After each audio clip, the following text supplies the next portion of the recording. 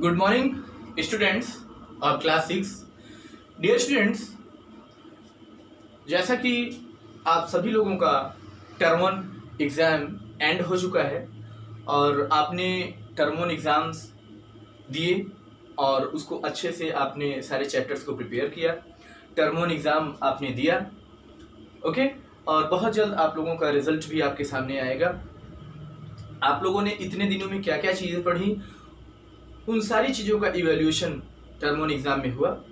Then dear students, अब exam के बाद और आपके वेकेशंस के बाद हम लोग फिर से अपनी क्लास को, ऑनलाइन क्लासेस को फिर से हम लोग शुरू कर रहे हैं और अब हम लोग नए चैप्टर्स के साथ हम लोग आगे बढ़ेंगे। जैसा कि टर्म वन का सिलेबस जो है वो एंड हो चुका है, टर्म वन एग्ज़ाम भी आपका हो चुका है। अब हम लोग टर्म पीरियोडिक PT2 की तरफ, यानी पीरियोडिक टेस्ट 2, जैसे अभी आप लोगों ने PT1 और टर्म 1 दिया, अब PT2 और टर्म 2 आपका होगा। तो पीरियोडिक टेस्ट 2 के चैप्टर्स की तरफ आगे बढ़ेंगे। तो हमारा नया चैप्टर होगा chapter number 6, formulas and functions in Excel 2016, यानी चैप्टर नंबर 5 तक हमने कंप्लीट किया था। अब हम लोग चैप्टर नंबर 6 में आएंगे और यहाँ पे नए चैप्टर्स को हम लोग पढ़ेंगे, formulas and functions in Excel. तो डियर स्टूडेंट्स, एक्सेल, सबसे पहले हम लोग ये जानेंगे कि MS एक्सेल क्या होता है। एक्चुअल में माइक्रोसॉफ्ट एक्सेल, जिसे हम लोग MS एक्सेल बोलते हैं, ये MS ऑफिस पैकेज का एक एप्लीकेशन है, एक फैमिली मेंबर है।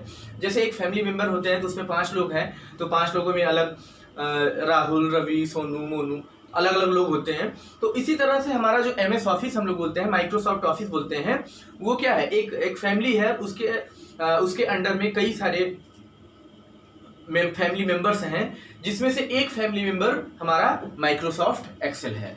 तो हमारा MS ऑफिस में क्या क्या आता है, MS वर्ड आता है, MS Excel, MS PowerPoint, MS Access, MS Outlook. तो ये आपके MS ऑफिस के फैमिली मेंबर्स हैं। तो अब हम लोग MS एक्सेल के बारे में पढ़ेंगे कि एक्चुअल में MS एक्सेल क्या होता है, what is MS Excel and what is the use of MS Excel and what is the need of MS Excel.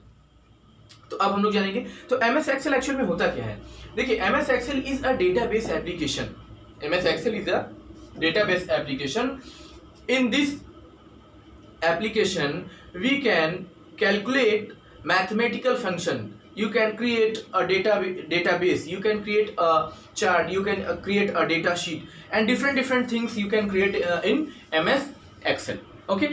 तो MS Excel जब आप ओपन करोगे, कैसे आप ओपन करोगे, अपने सिस्टम को आप ऑन करोगे। ऑन करने के बाद आपके डेस्कटॉप पे आप जाओगे, तो डेस्कटॉप पे देखोगे MS Excel का आइकन बना होगा। अगर वहाँ पे नहीं बना है तो आप कहाँ जाओगे, ऑल प्रोग्राम्स में।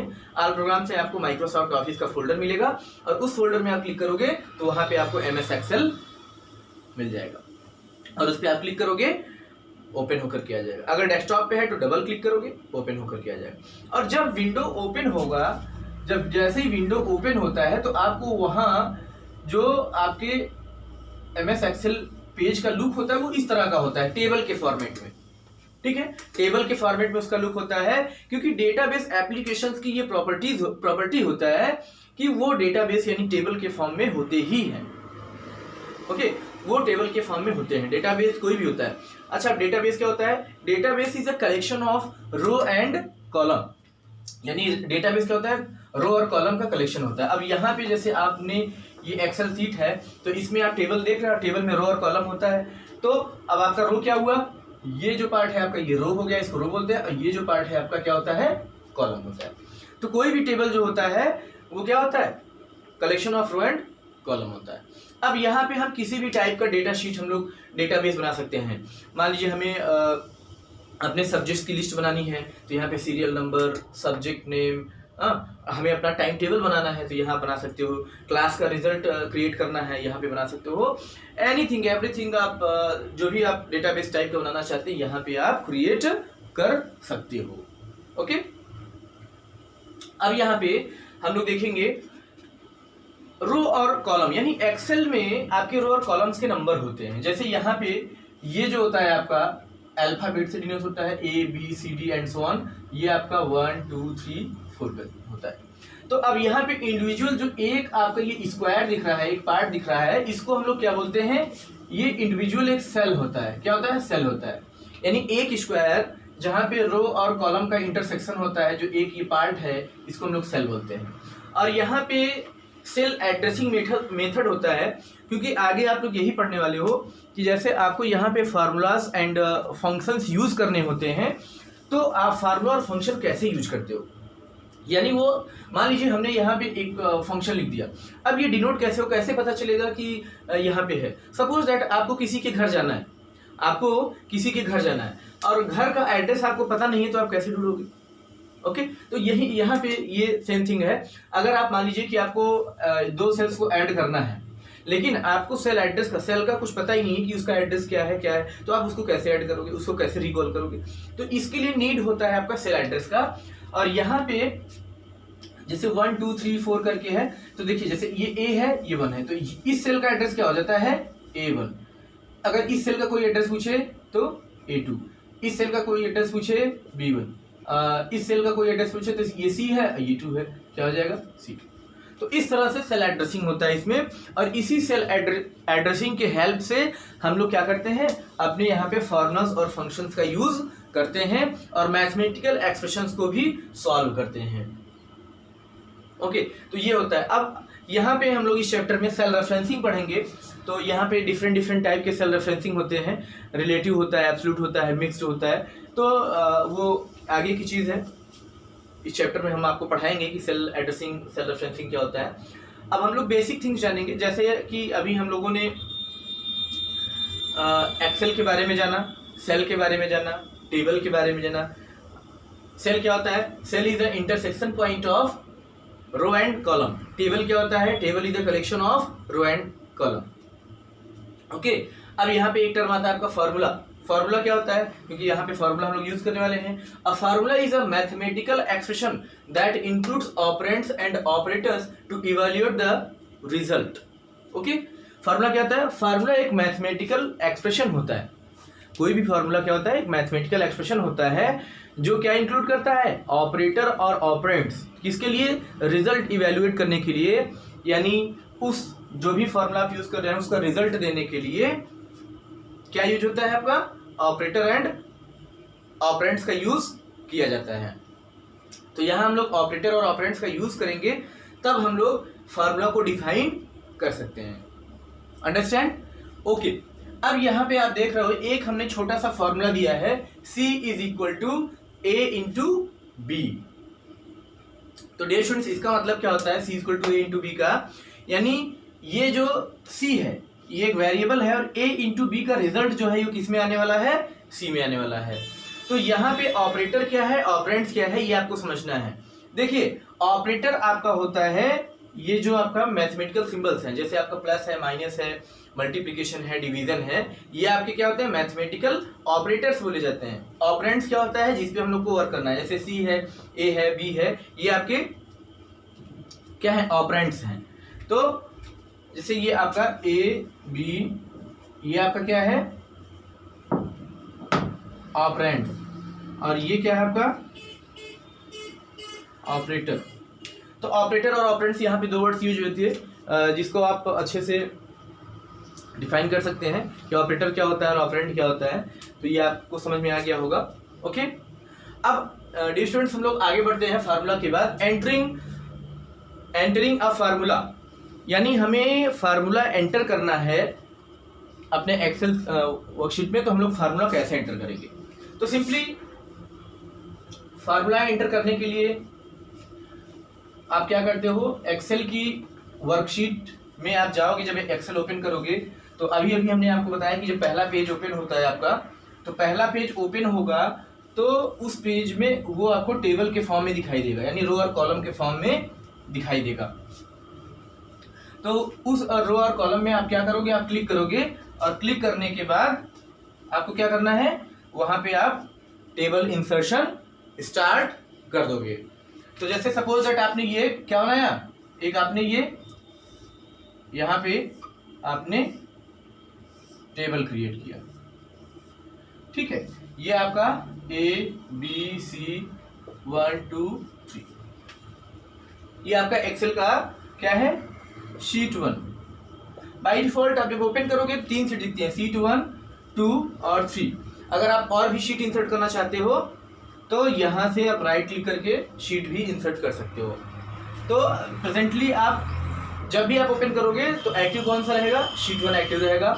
अगर आपको शीट 2 पे जाना है तो 2 पे क्लिक करेंगे, 3 पे जाना है तो 3 पे क्लिक करेंगे। तीनों में आपको इसी तरह से ब्लैंक शीट्स मिलेंगी। तो मान लीजिए आप शीट 1 पर हो और शीट 1 में आपको क्या करना है, फार्मूला एंटर करना है। तो यहाँ पे आप फार्मूला एंटर कर सकते हो। तो फार्मूला एंटर करने के लिए डियर स्टूडेंट्स आप क्या करते हो, सबसे पहले आप किसी भी एक सेल पर आते हो, सेल में एंटर करते हो। तो यहाँ पे आप डबल क्लिक करोगे तो आपका जो कर्सर है यहाँ पे क्या आ जाता है, ब्लिंक करने लगता है। जैसे आप यहाँ पे आए, अपना माउस पॉइंटर आपने लाया, यहाँ पे डबल क्लिक कर दिया। तो जैसे ही आप डबल क्लिक करोगे तो आपका माउस पॉइंटर यहाँ पे आ जाता है। अब माउस पॉइंटर जब आ जाएगा तो आप क्या करोगे, सबसे पहले आपको एक बहुत ही इंपॉर्टेंट चीज ध्यान में रखनी है कि कोई भी फार्मूला आप यूज कर रहे हो तो फार्मूला यूज करने से पहले आपको एक साइन लगाना पड़ता है, क्या, इक्वल। बिना इक्वल साइन लगाए हुए कोई भी फार्मूला आप यहाँ पे डिफाइन नहीं कर सकते हो। अगर आपको ऐड भी करना है, सपोज दैट आपको इस सेल में आप क्या करना है, A1 और B1, जैसे यहाँ पे 3 है, यहाँ पे 2 है, ठीक है, 3 और 2 को आपको जोड़ना है। तो आप क्या करोगे, जैसे ये 3 है तो इसका एड्रेस क्या हुआ, A1 हुआ, ये 2 है तो इसका एड्रेस क्या हुआ, B1 हुआ। अब आपको इस सेल में इसको जोड़ना है तो आप सबसे पहले क्या करोगे, इक्वल लगाओगे, उसके बाद आप क्या लिखोगे, A1 प्लस B1, इस तरह से A1 प्लस B1। अब उसके बाद इसको आप चाहे तो ब्रैकेट में भी ऐसे कर सकते हो, equal bracket A1 plus B1। अब जैसे ही आप एंटर करोगे, यानी क्योंकि अभी आप यहाँ पे एक्टिव हो, यहाँ से जैसे ही आप एंटर करोगे तो A1 प्लस B1 यानी 3 प्लस 2 जुड़ करके आ जाएगा और अगले वाले सेल में या इसी सेल में आपका क्या जुड़ के आ जाएगा, 5, यानी रिजल्ट आ जाएगा।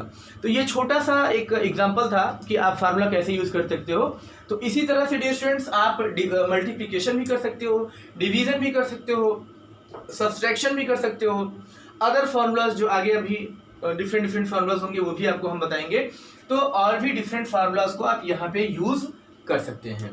तो सिंपली फार्मूला यूज करने का तरीका यही होता है, आप इक्वल लिखोगे, इक्वल लिखने के बाद जो सेल एड्रेसेस हैं उनको अगर प्लस करना है तो आप एड्रेस के थ्रू प्लस कर दो, अगर आपको मल्टीप्लाई करना है तो मल्टीप्लाई कर दो आप। तो इस तरह से हम लोग फार्मूला जो है वो एंटर करते हैं। ओके, तो ये तरीका है आपका सेल में फार्मूला एंटर करने का। यूजिंग नेक्स्ट टॉपिक है आपका यूजिंग टेक्स्ट फार्मूलाज। तो जैसे अभी आपने क्या किया कि फार्मूला के थ्रू आपने एंटर किया, आपने ऐड किया, मल्टीप्लिकेशन किया, डिवीजन किया, तो उसी तरह से टेक्स्ट फार्मूलाज, यानी जैसे कि 2 टेक्स्ट हैं, किसी का नेम है, उसको आपको ऐड करना है। सपोज दैट कोई किसी का नाम है रवि सिंह, ठीक है। अब आपको टेक्स्ट ऐड करना है, यानी इसको एक साथ लिखना है। तो उसके लिए यहाँ पे आपके एक फंक्शन आता है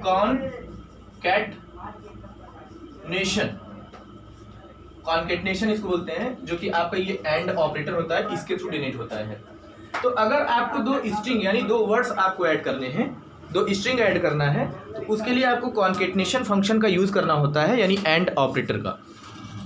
तो कॉन्केटनेशन जब आप यूज करोगे तो आप कैसे करोगे कॉन्केटनेशन के लिए,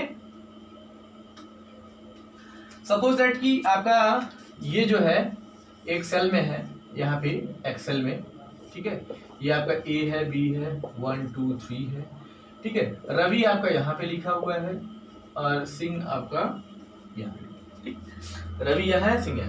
अब दोनों को हमें एक साथ, क्योंकि ये किसी का नाम है, अब दोनों स्ट्रिंग को हमें जोड़ना है, तो आप कैसे करोगे, मान लीजिए ये कहाँ पे आपका A2, आप इक्वल लगाओगे A2, ये ऑपरेटर आप लगाओगे, उसका ये किस पे है, B1, ठीक है, equal A2 ampersand and operator B1। अब जब आप एंटर, जैसे ही आप एंटर करोगे तो ये एक साथ लिख करके रवि सिंह लिख करके आ जाएगा। तो इस तरह से हम लोग क्या कर सकते हैं, टेक्स्ट पे भी फार्मूलाज का यूज कर सकते हैं, टेक्स्ट एक्सप्रेशंस का भी यूज कर सकते हैं एक्सेल। और बहुत सारे डिफरेंट फंक्शंस हैं डियर स्टूडेंट्स, वो हम आपको अगली क्लासेस में बताएंगे। अब आज हम लोग आज का होमवर्क देख लेते हैं, ठीक है। और जैसा कि आप लोग MS एक्सेल जानते हो, अभी हमने MS एक्सेल के बारे में बहुत सारी जानकारी दी और आपने उसको अच्छे से रीड किया होगा। होमवर्क जो है आपका होमवर्क में पहला क्वेश्चन है आपका, व्हाट इज MS एक्सेल। ठीक है। क्वेश्चन 2 है आपका, define operator and operand.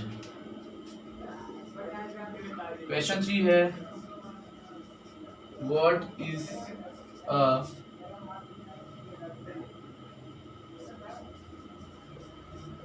Table. ठीक है, ये 3 क्वेश्चन आपको करने हैं। What is MS Excel, define operator and operand, what is a table. तो स्टूडेंट्स इसको आप सॉल्व करिएगा। इसी के साथ आज का वीडियो हम लोग आज एंड करते हैं। Okay then dear students, stay safe, stay home. Thank you class.